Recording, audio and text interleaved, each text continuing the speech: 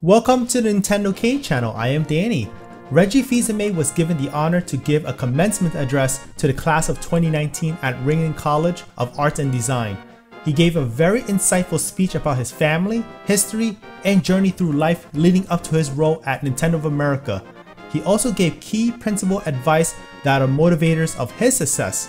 I thought it was a great speech and shared with you who might have missed it.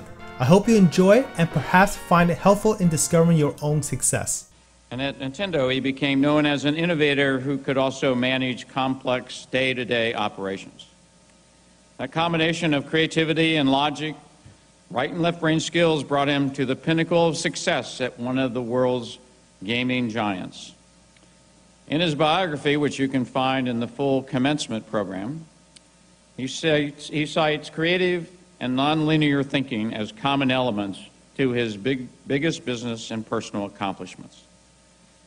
You can look to Reggie Fils-Aime to see the importance of what you have learned through your Ringling College education, how to achieve your own success. So, we are very pleased to present him with an honorary Doctor of Arts degree. So, Reginald Fils-Aime, by the authority vested in me by the Board of Trustees of Ringling College of Art and Design, I hereby award you the Honorary Doctorate of Arts degree from Ringling College in recognition of your accomplishments and creativity in the art and design professions. Ladies and gentlemen, Dr. Fils-Aime.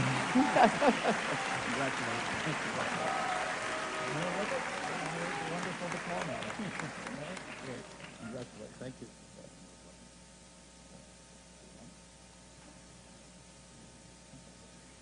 Great. Ready? Ready. Good. Dr. Reggie.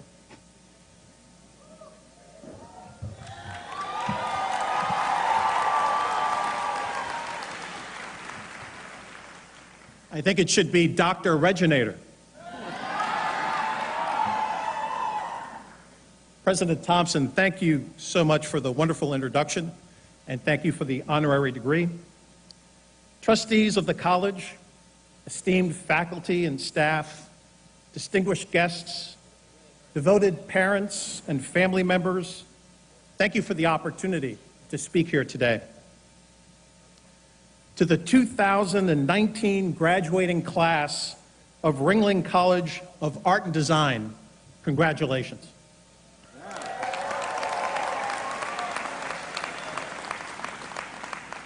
Now, I want to offer my very best wishes to one particular graduate here with us today, my daughter, Claire.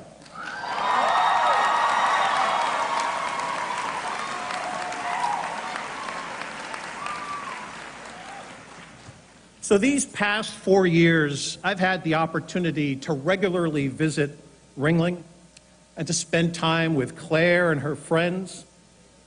I've seen up close the remarkable creativity that you all have. On my very first visit, I was particularly struck by the constant creation that you all do. You see, for me, my college experience was very different. It was going to large lectures, taking tests, participating in group discussions and projects. When I'm on Ringling's campus, I see you constantly creating. You walk around with your watercolors and your illustration tools. I see you on your computers and your Cintiq tablets, constantly creating. The campus seemed to me to be one big, open, creative studio. A creative mind will serve you well as you proceed with your careers. After all, today we live in a world where some graduates worry that a robot will someday replace them in whatever jobs they secure. That won't happen to you. This is a design-oriented, highly visual world, and no robot will ever imagine the way you do. You've made a wise choice to come to Ringling and to thrive in its cutting-edge curriculum. Being here with you is a humbling experience. I've been fortunate to have had many professional and personal accomplishments. But what's interesting to me is that I'm not any smarter than other people I've been around. I also don't believe that I'm any more talented than other people. I do believe that I've been able to accomplish a little bit more than most because I've lived my life according to a handful of key principles.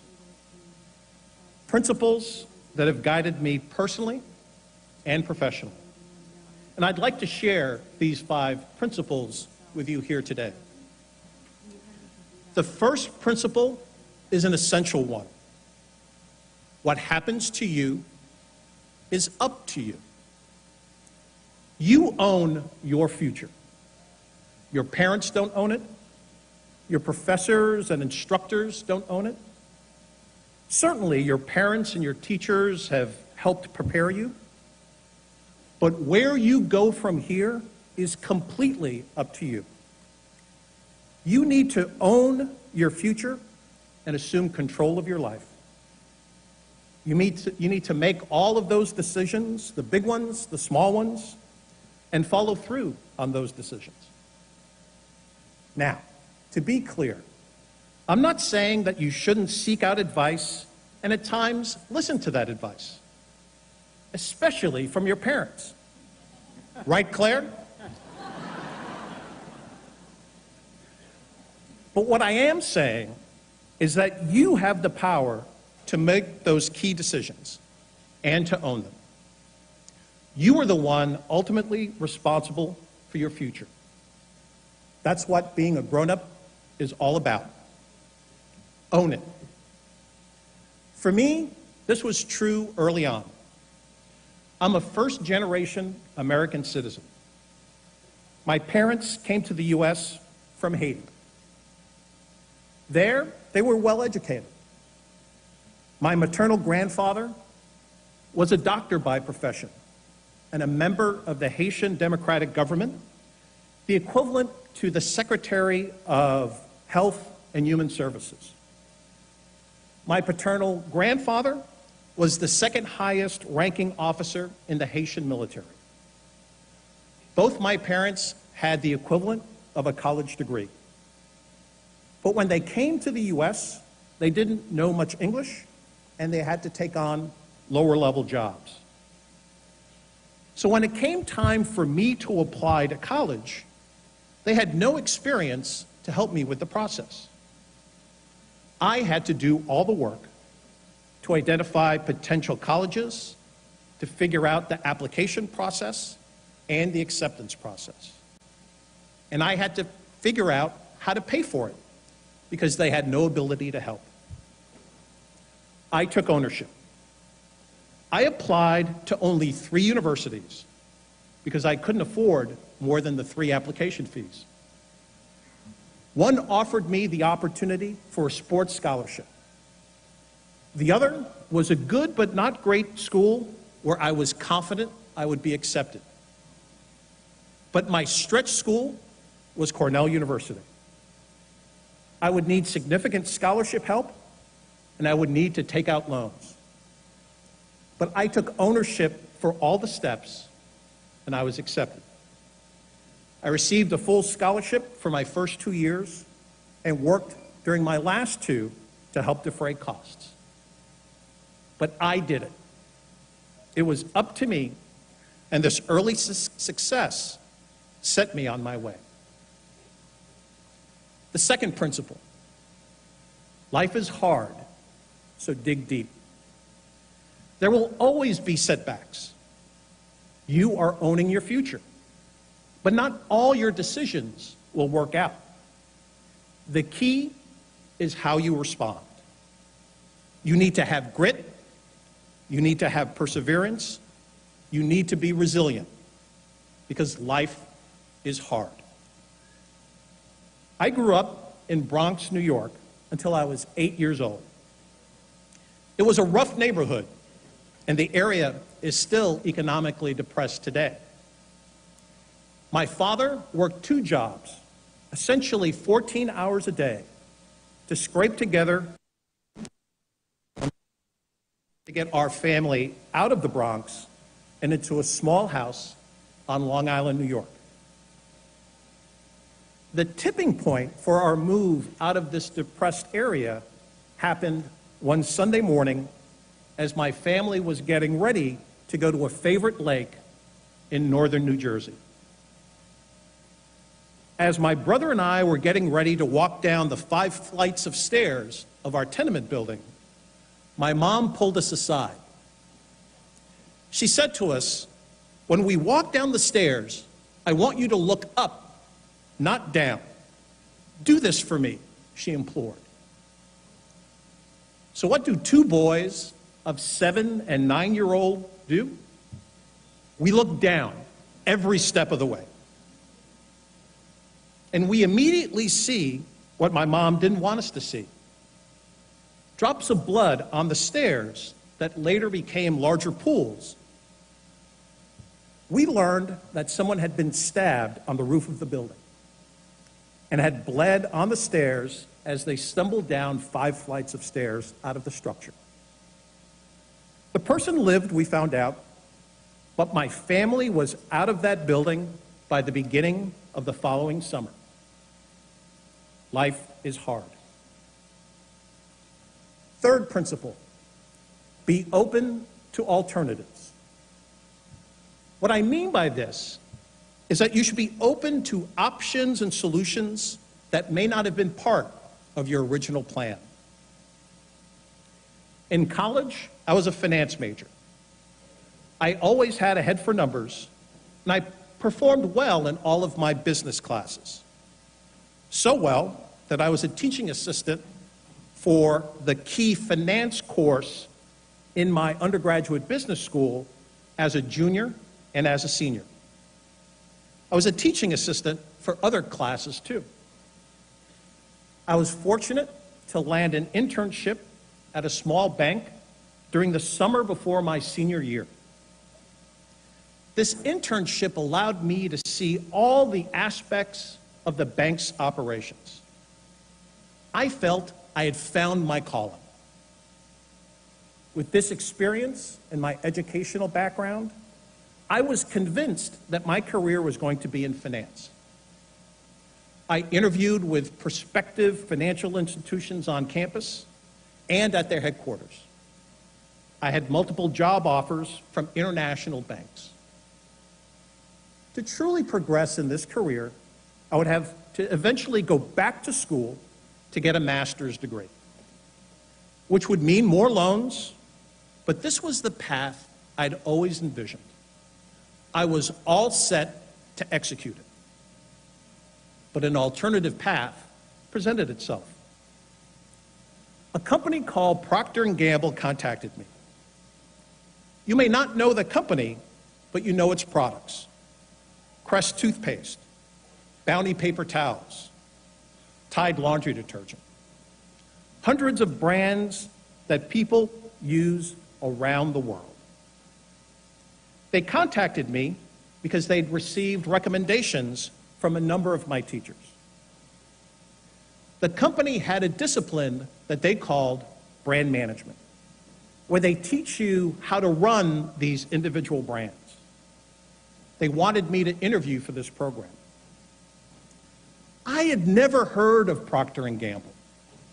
I had never heard of brand management.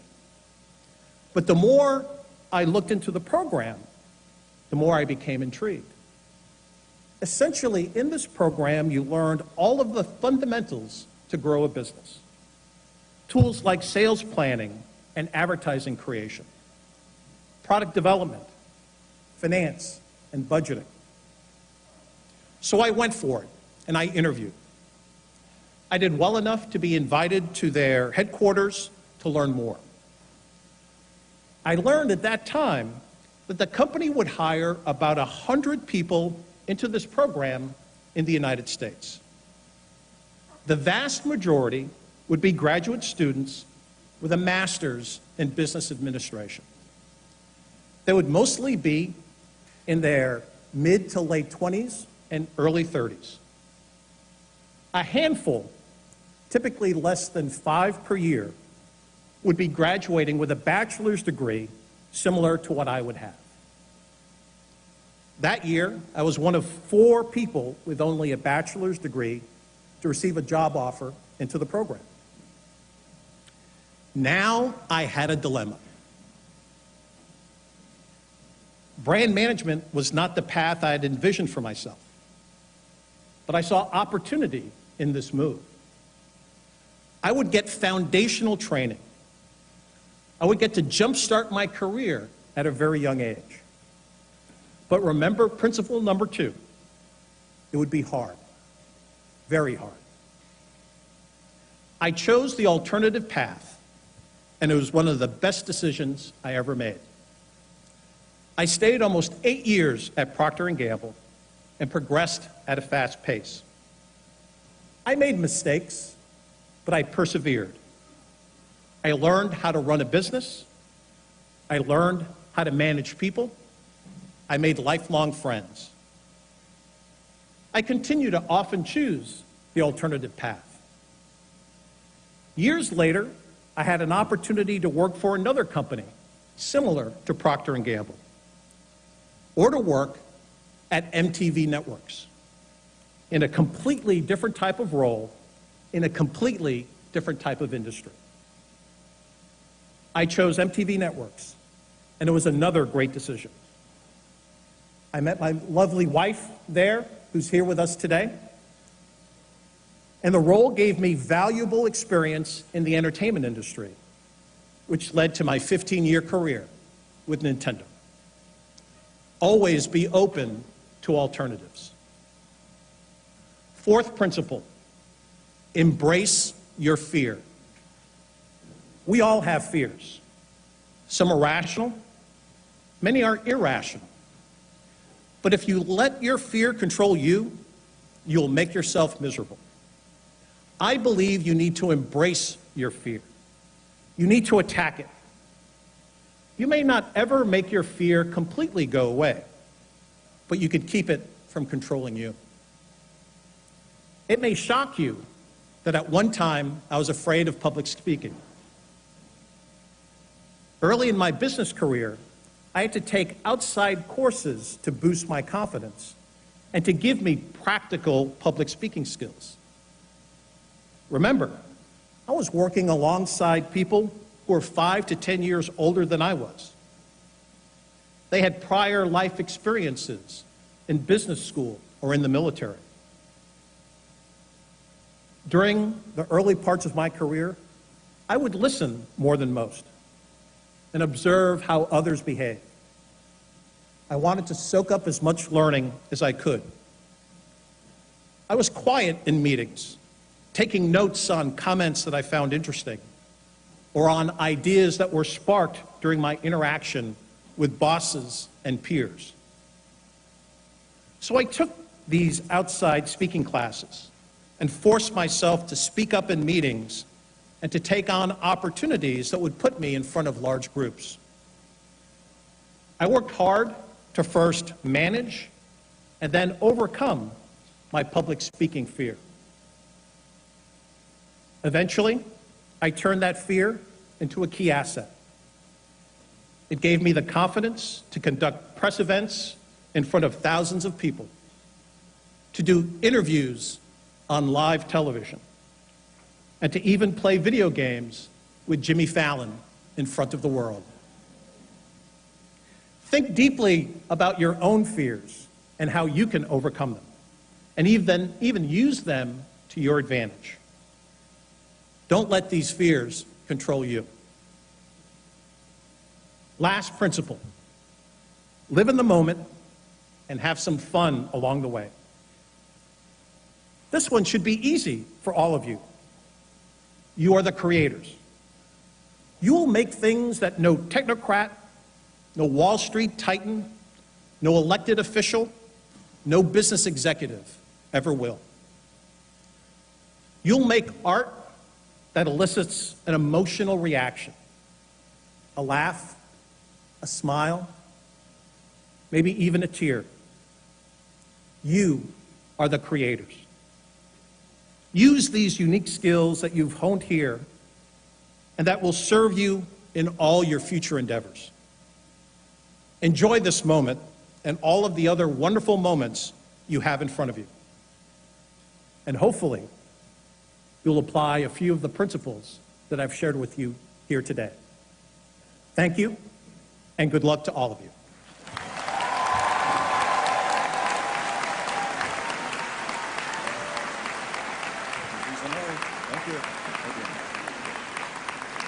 Dr. Fils-Aime, thank you for sharing your amazing journey.